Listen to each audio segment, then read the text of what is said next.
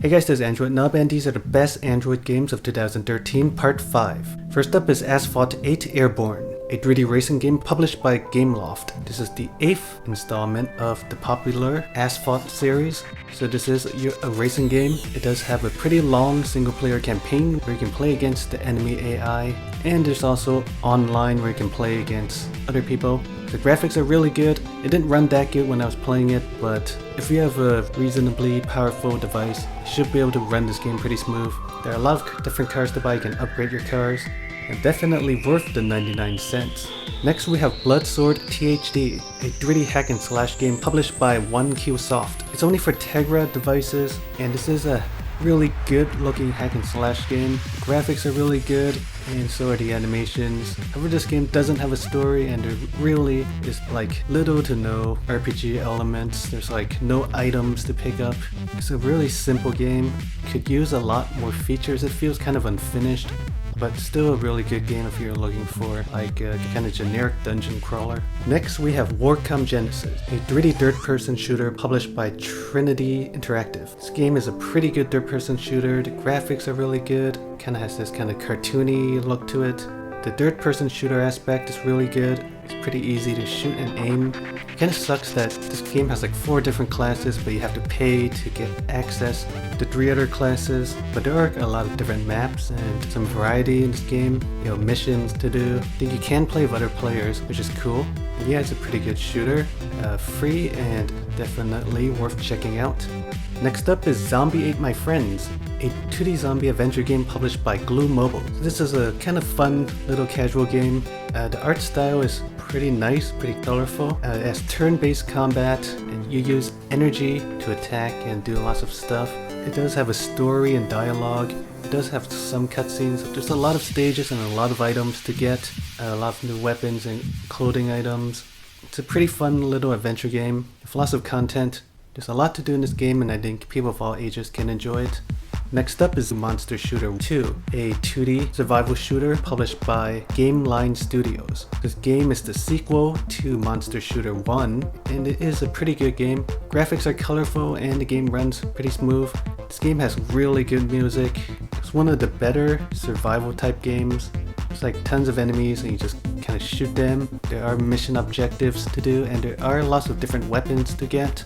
It does have co-op, so you can play with other people. There's quite a bit of content and a really cool action shooter game. Next we have Blackgate Inferno, a 3D MMORPG published by Glue Mobile. So this game got really popular after it was released. There was already tons of people playing this game. Really easy to find a party. When I played it, this game was like extremely laggy. So I'm not sure if they fixed it or maybe it was just my tablet, but it was like super laggy. But there was tons of people playing it. It's kind of like a dungeon crawler type game, you know, instance-based missions. There's like 8 different classes, and it's a pretty cool MMORPG, similar to Arcane Legends, but with a kind of darker theme to it. If your device can run it pretty smooth, then it is a pretty cool game. Next up is Champs Battlegrounds, a 3D tactics strategy game published by Quark Games. So this game is similar to like these kind of tactics strategy type games, but everything is done in real time. You can play against the enemy AI. There's like kind of like a story, pretty long single player campaign. It can require strategy, and there are lots of different units you can get. You can also play against other players in PvP, which is pretty fun. So yeah, if you're looking for like these kind of tactics strategy type games, this game is a really nice one. Next up we have Celeste Arca, a 3D MMORPG published by Asobimo. So this game is published by the same people that made Ava Bell Online. Graphics in this game is more anime and cartoonish than Ava Bell, and the combat is different. It's turn-based combat, so if you're like a fan of Final Fantasy, this game is kind of similar to that. This game does have a story, so unlike most MMORPGs, this game does have a pretty good story with lots of cutscenes and dialogue and stuff. You know, the quests are a little more interesting than just going around killing random stuff. There's a lot of people playing this game right now. It's a pretty good game, and it's free, so check it out. Next we have Battlestone, a 3D action adventure game published by Zanga. This game has really good graphics. It has action-oriented combat. There's lots of different heroes you can play in this game. There's like a ton of levels. The graphics are really good. Runs pretty smooth. There's like some lag every now and then. This is a really cool game. Good animations and skills and attacks, and it's free, so check it out. Next we have Cross Horizon, a 3D RPG published by Marvelous AQL. This game has really good graphics and it runs extremely smooth in my opinion. So when you go into combat, you attack the monsters by swiping or tapping the screen.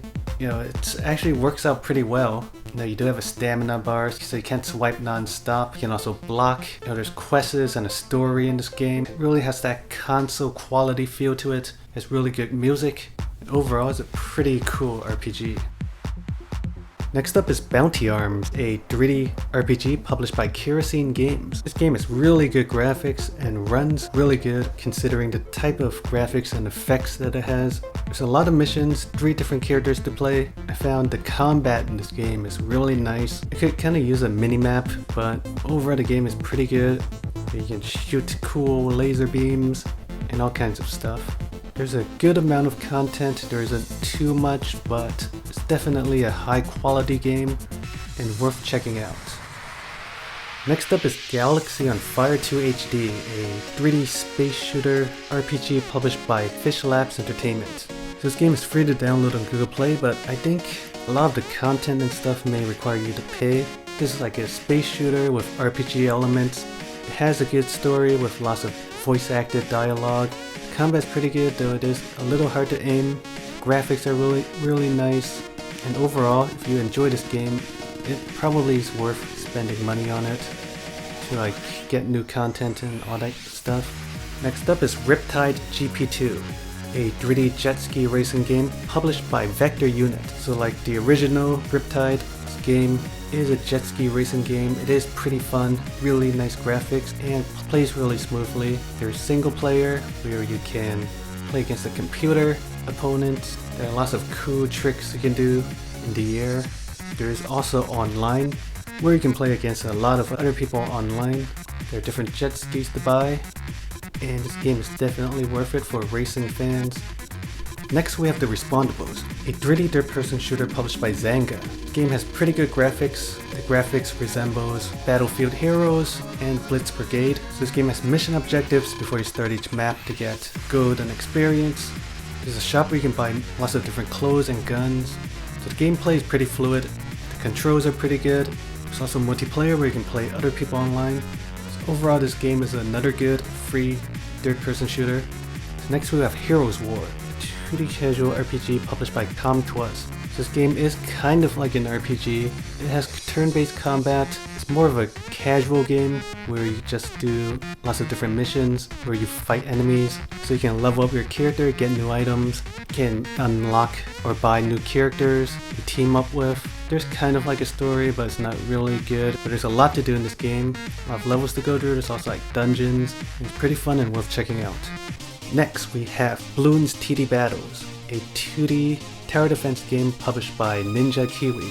Now there are lots of different kind of Bloons type games. This one is specifically online, so this one you can only play against other people online, but there are a lot of people online, so you should have no problems finding a game. This is like a tower defense game. Your tower are monkeys and the enemies are balloons, and you gotta prevent them from getting to the other side. There's lots of stuff to unlock. It's a really cool game if you're looking for an online head-to-head tower defense game. This is a pretty fun one. Next up is Final Fury, a 3D action survival game published by Walnut Co. Limited. This game has pretty good graphics and runs pretty good. It is a survival type game. It does have co-op, but when I played there wasn't really anyone else to play with. Basically you just go through waves of enemies like most survival games. There are lots of items you can buy in the shop. It's a pretty cool survival game, lots of replayability, and lots of stages and waves.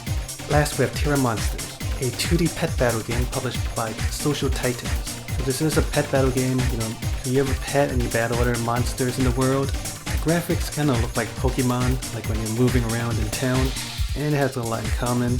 It is a pet battle game, so you can catch monsters in this game, and there's like over 200 different kinds of monsters. So turn-based combat, but it has this kind of interactiveness where you tap the screen to do as much damage as possible. So if you're looking for a pet battle game, this is a good one to check out. Anyway, that's all for now. Make sure to subscribe if you're not already. Stay tuned for more videos and thanks for watching.